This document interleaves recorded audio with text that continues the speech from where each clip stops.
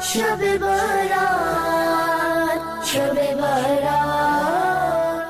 मुअज़्ज़ज़ नाज़रीन इकराम, सबसे पहले इस बात को हमें ज़हन नशीन करना चाहिए, अल्लाह रब्बुल इज़्ज़त ने इंसान को तख्लीक करने के बाद बेसहारा नहीं छोड़ा, उसको निज़ाम ज़िंदगी दिया और आखिर में उसके लिए यौमुल हिसाब भी रखा है।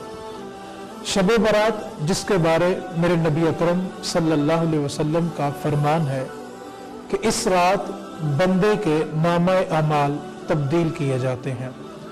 सबसे पहले हमें इस नुक्ते को समझना है कि बंदे के नामे अमाल तब्दील होने से क्या मुराद है। इसको यूं समझे जाए कि अल्लाह रब्बुल इज़्ज़त आने वाले साल में जो बंदे ने अमाल और अफ़आल करने होते हैं, फरिश्तों को उसके बारे में आगाही दी जाती है कि ये बंदा इस पूरे साल में इतनी सांसें लेगा, इतना रिज़्क खाएगा, फलां फलां बंदे से मिलेगा, कमाई कैसे करेगा अज़दवाजी ज़िंदगी के बारे में, और जो जो उसकी ज़िंदगी से मुंसलिक आमाल होंगे उसके मुतालिक अल्लाह रब्बुल इज़्ज़त फरिश्तों को आगाही दे देता है।